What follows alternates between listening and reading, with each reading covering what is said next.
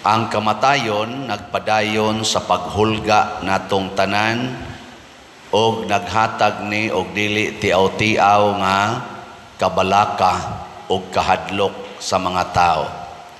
Kinsa man ninyo dinhi ang dili mahadlok nga mamatay karong adlaw ta sa kamot. Sige, kanang niisas kamot karong taod-taod paimna og hilo, muriatic acid, tunoli ko no og mudawat ba. Mao na nga ay na lang ko ninyong ilad-ilara. Hadlok kitang mamatay. Nga naman, tungod kay kining kamatayon, bunga kini sa sala. Ug ang sala, naghatag yun og kahadlok. Mao na kanang mga taong sadaan, matud pa ni Kristo, adto ginasngit-ngit. Di na mo pa saya-saya sa kahayag. Kay mahadlok sila nga makit-an ang ilang sala. Kinsa man dinhi ang wa gyoy sala. Tasa kamot. Tanawa. Hastang choir, wa gyud mo isas kamot. Nga naman, kay bawat ang pulos ta sadaan. Unya unsa may gibuhat sa Ginoo tungod kay siya man ang nagbuhat natong tanan, siya man ang nagbuhat sa kalibutan, mianhi siya. Unsay hinungdan nga mianhi ang Ginoo kay gihigugma pag-ayo niya ang kalibutan. Dili nianhi siya aron lang magpakita nga gamhanan siya, magpakita nga sikat siya, kung dili gugma ang hinungdan nganong nianhi siya sa kalibutan. Lingiyay mong tupad ing na nahigugma kas atong kalibutan. Ing na kano. Daghan ra ba nato ang gihigugma ang iya ra gyung kaugalingon ug ang iyang pamilya, pero wa mahigugma sa kalibutan. Pasabot og mahigugma ta sa kalibutan ang tibuok gyung naa sa kalibutan. Di ba? Karon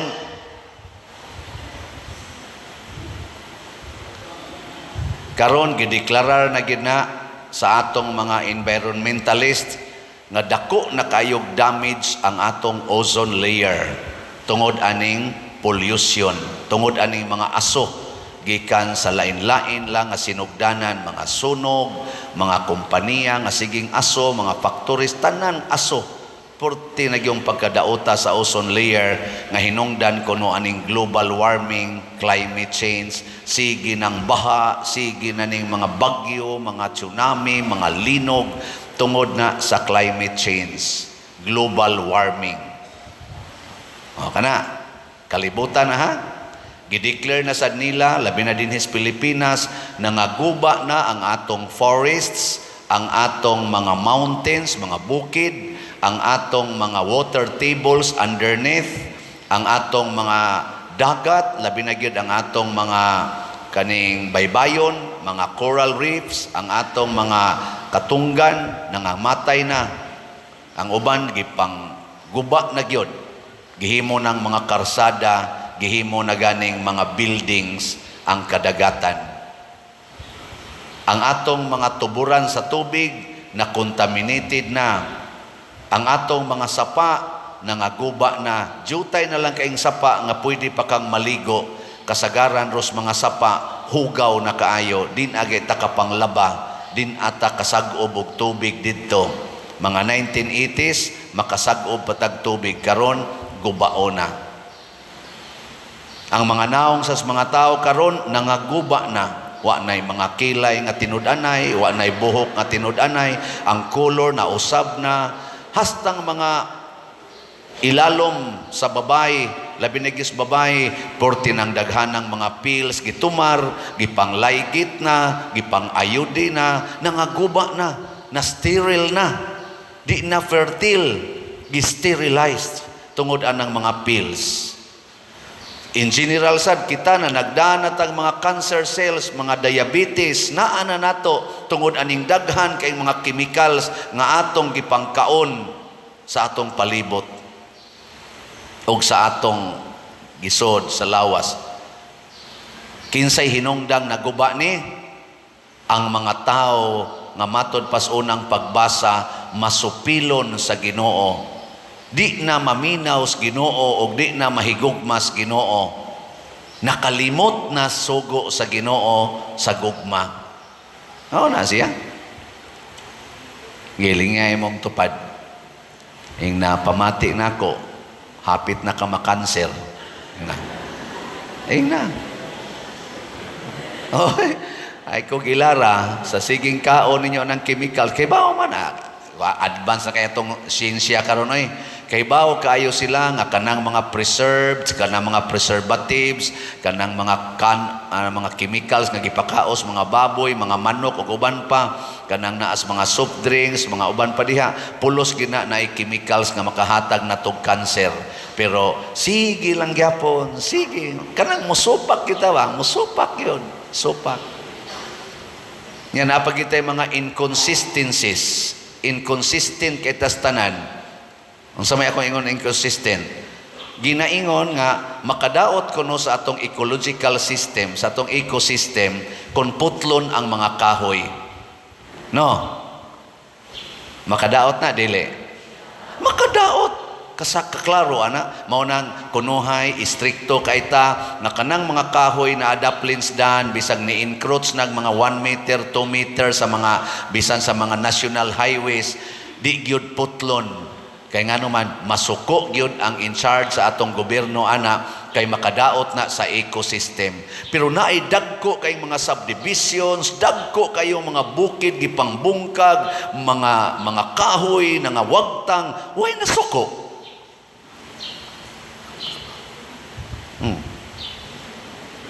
Tutok ba muna ako? Di ba? Nya gipang-ilisan nag mga buildings, gipang-ilisan ang mga atop na lang, mga simento. Wa na'y kahoy. Way nasuko. Pero naano'y gabarog dihang kahoy sa National Highway nga obstruction, daghan na kay nangamatay diha, nga ospital tungod kay nga parok diha. Nangasabod ang kahoy, wa gyud putla kay makadaot kuno sa ecosystem. Yang madaot ang ecosystem, mga matay kuno ta. Pila na makabuk nga matay ang mga kahoy na daplisdan. Mao na siya inconsistencies. Napatay giingon no obstruction. Kinahanglan mo sit back yung kag pila na 1.5 meters gikan sa kilid sa karsada. Anaay na nag-construct ng mga balay, bago pang i-construct, ang kilid sa bungbong na agyos karsada. Gibutangan pag yung dakong bintana, kay naghimo de ay sari-sari store. Anha mamalit sa kilid, anha na magtungtong sa karsada ang namalit. Unyag na ikusog kay motor diha nga naka-anasad. Matapsingan. Maigo. Moingon na itong naninda, di na nako problema kay panginabuhi ning ako. Yang kinabuhi sa imong isig katao, gamahal ka ana. Way ni badlong ana. Ay dagan niya. Napay mga leakings ani ato mga tubig din hikaros karsada, naas karsada nagsigig baha. Tungod sang adlaw hapit mi makaligi sa motor nga nagsugat namo unya na-slide anang tubig, ni kalit lang og ligtiw ang gabuwag ang driver og ang motor, ang driver galigid-ligid padung namo muhunat tarbaon ta migdagan may gani kay naka-brake mga hapit nga duha na lang kadupa maligsa na namo tong galigid-ligid nga tao kay nabuwag siyang motor kay nadakin-as anang gilumutan nga karsada tungod anang tubig way hunong siging dalos niya na din sa ato now tunta tagaan nagpagtagad sa atong mga in charge. Ana pag magsigig pasirit anang tubig kay naglimpyos motor pero perting hugawas karsada. Tungod sa ilang pagpanglimpyos ilang sakyanan og sa motor nahugaw ang atong karsada. Mga buangon gyapon na. Sama na. Why gugma? Ang gugma di ay mo'y makaluwas. For God so loved the world that He gave us His only Son.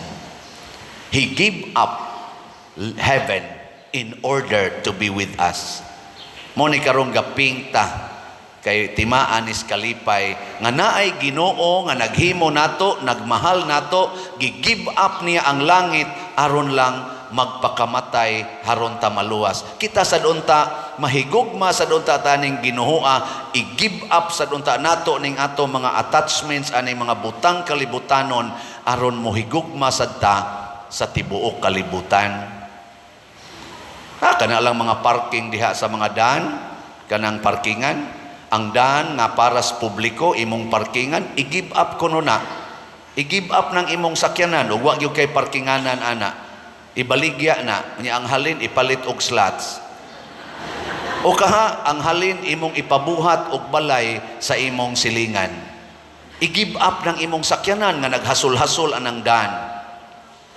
Imo man kanang sakyanan nganong imo manghasulon ang imong katilingban nga imo man na personal. Di ba? Hilingya imong tupad. Inawa ka mo parking sa kalsada. Di ba? Ing ato na nang i-give up. Kanang atong kahangol anang kwarta, kahangol gyud anang kwarta, mag-graft and corruption na lang, maghimo na lang tag pollution sa palibot, tungod lang gyud kay gusto makakwarta, i-give up na nato. Ni give up manging Ginoo sa nindot kay langit, kada pa bang nakahatag og damages sa atong kinabuhi? O kamusang na naggubat nga mga nasod, na nag-away nga mga politicians, nag-away nga mga leaders dinhi sa atong katilingban, apil na ning kaming na nagwali, nag-away na sad tungod lang anang usahay kulikta. Ato na kuno nang i-give up ang atong pagsigig pagarbo, siging away. Give up kay ang Ginoo gani ni give up sa iyang langit. Di ba? Kanang inyong mga sala nga mo'y nakahimog dagko kayong damage, silot sa kalibutan, puyo-puyo, way mga kasal, same-sex union, siging abortion, siging kabit-kabit, siging premarital sex, sige anang porn. Apil ra ba niya na usahay sa ato na kuno nang i-give up. Give up. I-give up na. Kay mga sala man na. Ang Ginoo gani ni give up gani sa dili sala, iya gitong gingharian, kita na bay di mo give up, dili mo biya aning sala. Kay mao ni nakadaot nato. Mao na diri sa atong ikaduhang pagbasa, niingon gid diri si San Pablo nga apan hilabihan kadako ang kaluoy ug gugma sa Dios alang kanato nga bisan pagani sa patay pa kita sa espiritu tungod sa atong pagkadautan, gibanhaw kita niya uban kang Kristo. Patay pa ta, gibanhaw na ta. Pasabot, giandama na tag pagkabanhaw. Ready na ba ang pagkabanhaw? Ang ato na lang, ang pagsubay na lang ni ana. Hinumduman unta na nato kanunay. Kay matod pa diri sa atong tubag sa Salmo, dili unta makasulti ang akong dila kung ugaling hikalimtan ko ikaw. Kanabitang malimot na tas Ginoo mga igsoon, maamang kita. Lain na sang lingi sa imong tupad, ing na gusto kang maamang, ing na ba, gusto kang di na makasulti. Bay kamong mga ginikanan, nga naay mga kabit, kamong naay mga kabit nga ginikanan, makasulti ka mo sa inyong mga anak nga nagminyo, nga ayaw mo pagpangabit? Di, oy. Mutakom imong bawi ko. Sultihin ang imong anak nga ayaw pangabit. Nga naman, naama sa kay giminting kabit. Kamong mga barangay officials, government officials, apil naming mga pari, nga nagparking anang karsada nga public road, makasulti ka mo sa inyong silingan nga ato ning hawanan ang karsada, dili ni nato parkingan. Di, oy, magsigil mo. Sige kong ingon, mga barangay officials, limpyuhin na ninyong atong daan, aron dili na na kuyaw sa mga hazard ngadto sa atong mga katawhan. Nga naman, mao masay na marking. Pero katong wa mo parking, arisgado katong hawani ni dinhi, hawani ni. Nga naman, wa man sila magbuhat ana. Kamong namuhi og baboy nga porting bahuan na inyong palibot, hasta pagani kilid sa kapilya, ighuman na misa mo, sakit akong os, kasakit sa baho sa gikas ad sa inyong baboy. Makasulti ka mo sa inyong silingan, nga ato ning hunongon ang baho dinhi, kay pollution ni. Dili, matakom imong baba. Nalimot naman kas Ginoo nga nag-ingon, paghigugma ay kamo sama sa akong paghigugma ninyo. Pero kamong namalit og slots, makasulti ba mo sa inyong silingan nga pamalit mo og slots? Makasulti mo, dili? Makasulti. Kaya nga naman, maayo man na nga buhat. Di ba? Kamong nanghatag og balay sa inyong isig katao, inyong gipaayo ilang balay, makasulti ba mo sa inyong mga silingan nga tabangan na tug-ayo ning mga balay nga mga gubaon? Makasulti mo? Dili. Makasulti. Oh. Salamat sa mga namalit og slots. Na iniingon ako, Padir, ayaw na nagpakpaki ang namalit og slots. Ang ako sang gitubag niya, ikaw nipalit na ka kay di ti ka pakpakan. Magsadya ta sa namalit aning slots, no? Salamat kaayo. Bahala na mo moingong dili papakpakon mo, pakpak yo ko kay lipay kay taanig kadako anig natabang sa tong katilingban. Nawa ha? Ang atong SBF dag karon para ni sa atong kumbinto na natay halin nga 14,556 slots. Nga naapay 45,444 slots nga tag 500 pesos per slot. Atong pakpakan ang namalit ni ini. Praise the Lord. Ang ato sad nga Divine Cleansing, Healing, and Strength or DCHS para sad ni sa atong pagsaulog aning Holy Week o sa atong kapistahan na nasa tayhalin nga 5,508 ka slots pero naapay 24,492 slots nga available nga tag 200 pesos per slot. 1 month more to go na lang taani. Kay karon maning Abril 13 ang atong pista. Pero gasige na tagamit ani. Salamat kaayo. Pakpakan sa nato ang namalit ni ini. Nya nata ani 22 slot challenge nga tag 4,400 slot per challenge. Unya nakadawat na sa tag 116 ka 22 slot challenge. Pakpak na sad. Salamat kayo. Uy, ang atong DSAP gikan sa 167 atong niaging simana. DSAP ba katong investment slot nga tag 500,000 per slot. Niabot na karon og 181 ka slots. Salamat kayo. Ngano maning atong pakpakan kay makalipay ni natong tanan labi na sa simbahan ug sa katawhan nga mga kabos. Wa taroy update sa atong kumbinto kay nasakit ang atong himos drone. Nya na improve naman atong kumbinto, malantaw-lantaw naman na ninyo diha.